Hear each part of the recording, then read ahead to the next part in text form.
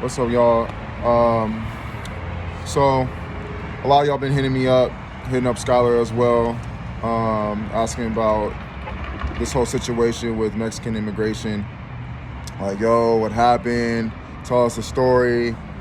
And I just figured, let me just make a video to explain the whole thing because it's a lot.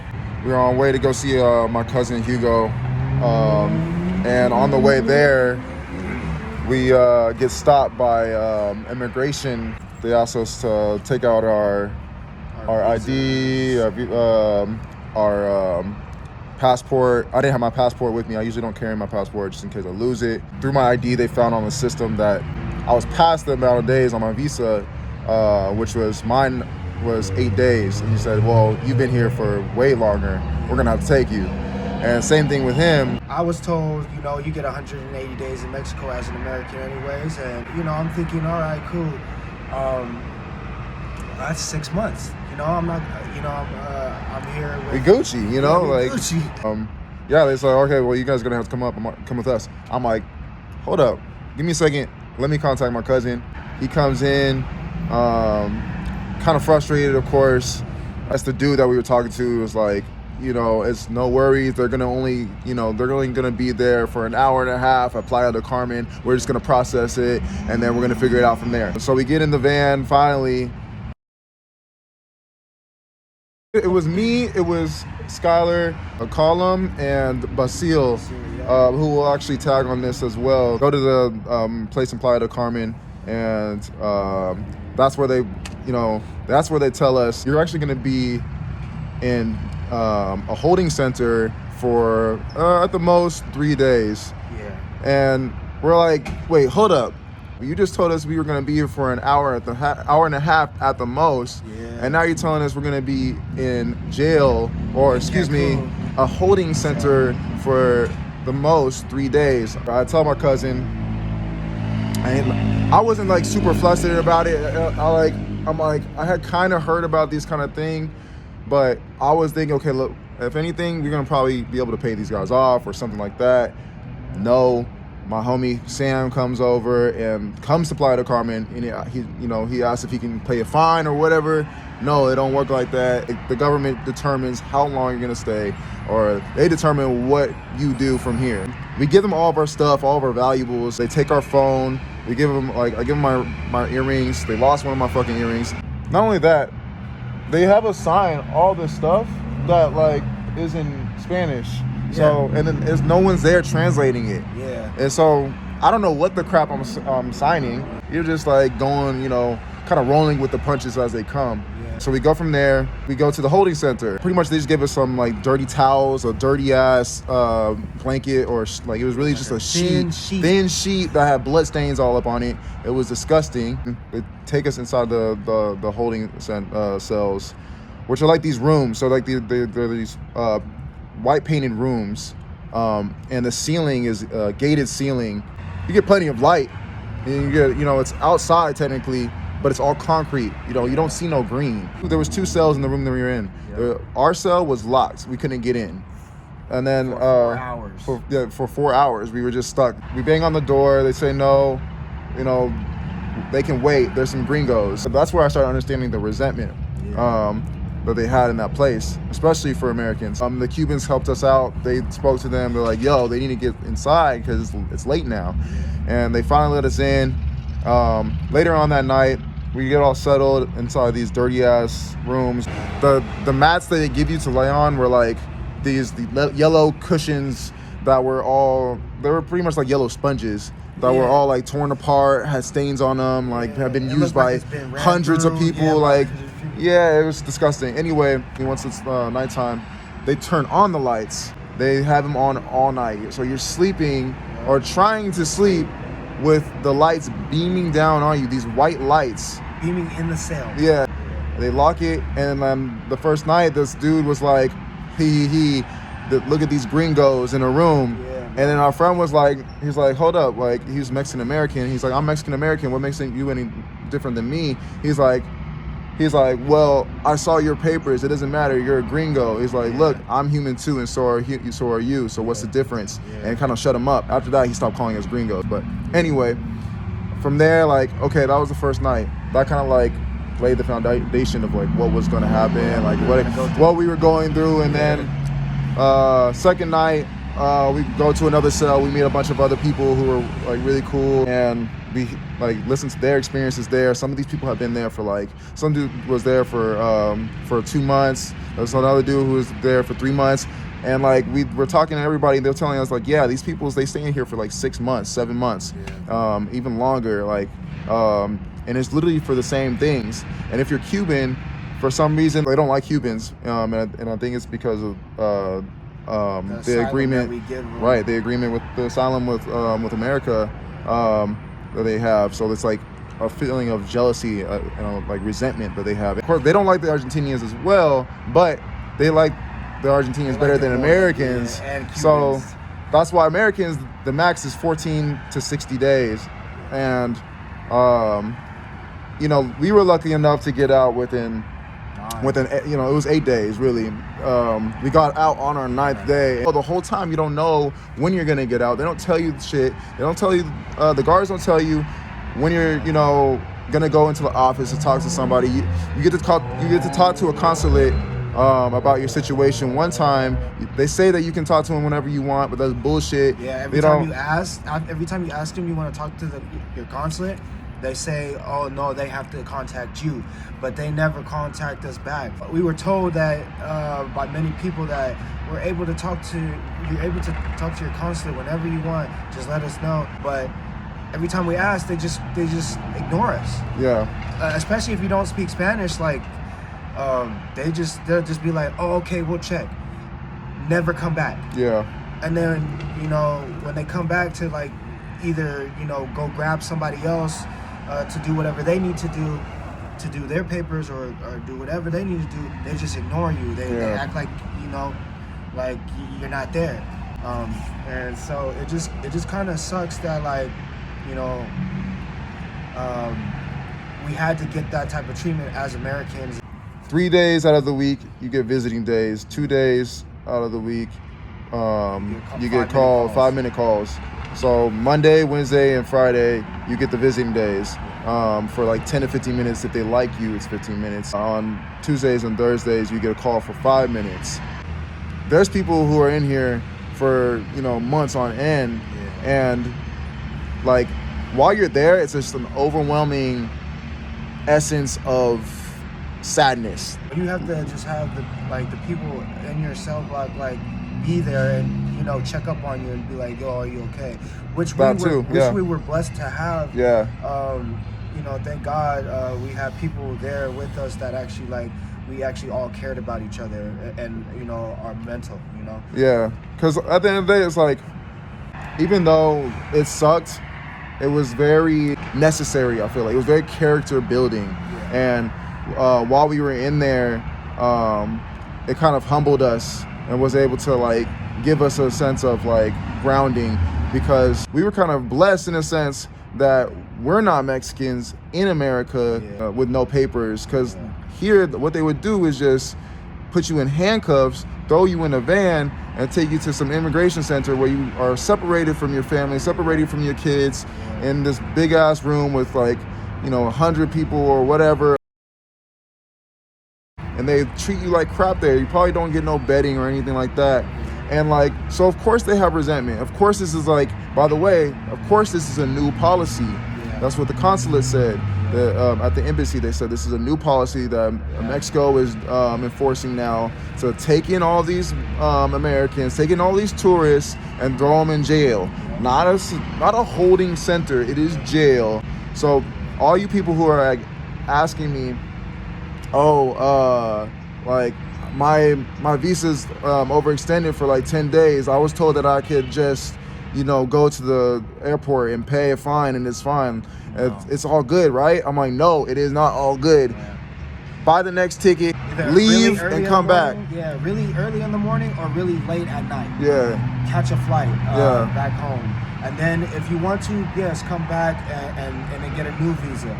But if you're like over your visa right now, visa days, head out as Yeah, soon as possible. just go. You're listening to what other people are telling you who Yeah. don't know crap. Yeah. So, like, I get it. Yeah. I was one of those people, and we went were to jail. we we were one of those people. Like, you know, we went to jail and we experienced the consequences. It is awful, but this experience is something that I'll be able to hold dear to my heart for a long time. I met people in there. There was a man from Yemen, Hisham. He was there he's been there. Today is his 62nd day. He had come to Mexico to escape war, and they took him. And then like now he's stuck in there, and I mean, yes, that's better than where he was at in Yemen, but nobody wants to have their freedom taken away from them, because that is the worst feeling in the world. The guards especially, like, they don't get it. Like, they're in a position of power. They called Hisham a terrorist. I'm like, hold up, bro, he's not no terrorist. Yeah. At the end of the day, it kind of like opened my eyes to like a lot of things. Very informative. And at the same time, it's like that place is like an echo chamber. Yeah. And like you only hear whatever the cellmates are telling you, whatever the guards are telling you, and that's barely anything. So like you kind of just have to figure it out yourself. The day we got out, I didn't know I was getting out. Yeah. I was like, yo, like, Really, another day. Yeah, literally his cousin. We gonna eat some rice and beans for breakfast. Yeah, literally his cousin had to buy us like 5 different plane tickets because the other ones they either chose to not look at it because it was either in English or whatever, or like they just didn't see it, and you just had to, like you said, you got to spam the crap out of their email. Those 2 emails. We'll put it down in the like the description or the comments wherever we can to just in case. But yeah, you gotta also have somebody that speaks Spanish when you call them. You have them call them every single day, every like 5, 10 minutes, 15 minutes. Have them spam the shit out the immigration calls, and then when you email them, make sure that the email is in Spanish, because if it's in English, they will not read it. Yeah. You know what I'm saying? They will not read it.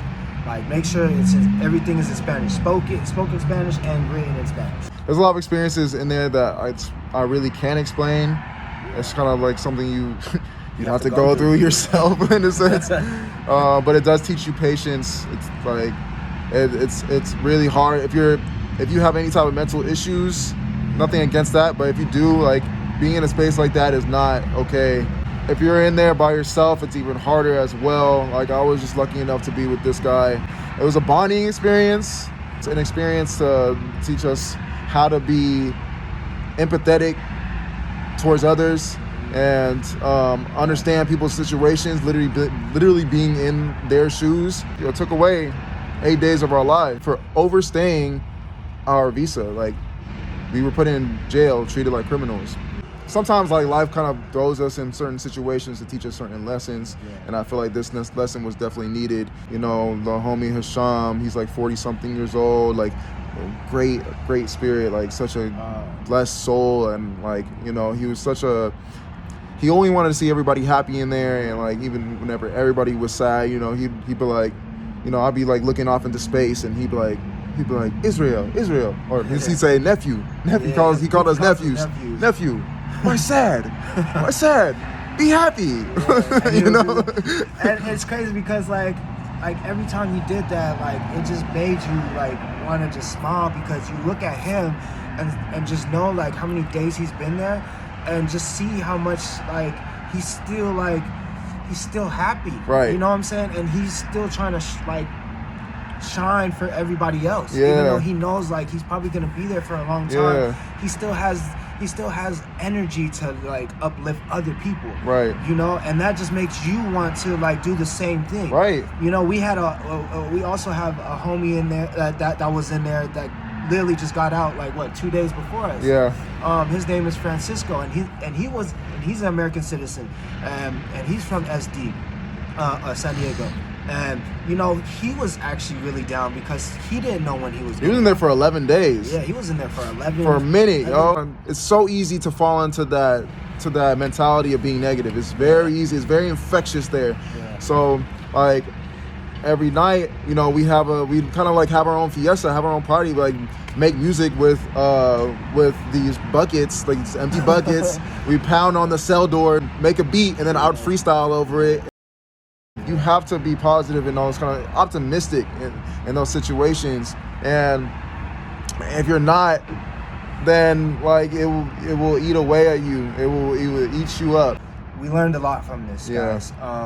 And we were blessed for the situation that we were in, because I honestly feel like we were put in there for a reason. Yeah. I think it was a higher power thing for us, and some of the people that we met, that we were supposed to be in there together, helping each other For sure. you know, mentally and just you know getting each other through what we were going through. Just from like having our Argentina friend Ignacio being in there and we not knowing, and then the second day, you know, we run into him, and then he needs something, and it was a phone number that we had, that Israel had. I had the phone number for the contact that he needed to get the fuck out of there. And get the fuck out of there. And then also, you know what I'm saying, like our homie Basil, he knew how to speak Arabic. You know, Baba, which is, you know, Hasham, that's been there for 60 days, who's been from Yemen, he needed that translation. And then also our homie Francisco, you know, he was going into like this dark place where he didn't think he was getting out. Yeah. You know, and so like we were kind of like the light for him to come back to reality and positivity. Like, I'm gonna get out. You know, like there's possibilities. Yeah, we're all getting out. We're all getting. You know? I would say, bro, like I even said, like we're getting out this week. Yeah. Like, and we all got out. And we all getting out. The power of the tongue is incredible. It's ineffable. No, being optimistic isn't always being like, oh, you know, only good things are gonna happen. Only good things are gonna affect us. No, being optimistic is knowing that whatever is coming for us is in our best interest, and whatever happens is in our best interest, whether it be negative or positive. That's being optimistic, y'all. What made me also, you know, think it was like a higher power type thing is that literally the night before we got out, Hasham, I was having a conversation with him, and you know, the day before we got out, it was supposed to be visitation. Yeah. And you know, his lawyer ended up not showing up again for him. His friend never showed up again when he said he was going to. Yeah. And they've been doing that to him for these 62 days he's been there. He literally like told me, he was like, I'm over my lawyer. He was like, I need my cousin. And we were like, where's your cousin from? And he was like, he lives in Oakland. And we were like, Oakland? Like, where in Oakland? I know there's plenty of places. I know there's an Oakland in Detroit, there's an Oakland somewhere else, and then there's Oakland, California, where, you know, we're from. Yeah. You know, the Bay Area. And he was like, Oakland, California. And they were like, what? What? Like, we're from there. He gave us his cousin information, gave us his information, and like, you know, he called him last night. As soon as we got here, and was like, yo, like, you know, your cousin's in jail, bro. What's going on? We're trying to help him out. If you guys can, just keep posted with us. We would love to like help him like get out. Like, we're trying to find a way to get him out. Yeah. Like, we love that man a lot. Like, he's literally like, he's. Okay. Yeah, we will in a second. We're just making a video real quick. We'll take it in. Yeah, we would really love to help him, guys, and so just keep posted with us. We will be posting things for him to try and you know, get him out and things. I'm in contact with his cousin out here in Oakland, California. We also are gonna tag everybody else that we were with. Tag any information that might help you guys if you guys are in there. We want to just, you know, spread love and tell you guys, you know, thank you for checking up on us. For real. I got spammed. I'm sorry if I didn't get to you. Like, we both got spammed by. I was like, yo, like everybody's asking me, like, tell us, like, what's the story? Like, what happened? Like, yo, give me a second. I need something to decompress. And, you know, I woke up this morning. I'm like, yo, let's get this video done. Let's like inform people, because this is. Word, bro. yeah, it's fucked up what Mexico's doing. It's fucked up what America's doing. Yeah. And like, I don't blame you, Mexico, for how you feel. Like you probably like it is probably for a resentment. It's for sure for a resentment. It's for sure for money as well. But America's no better.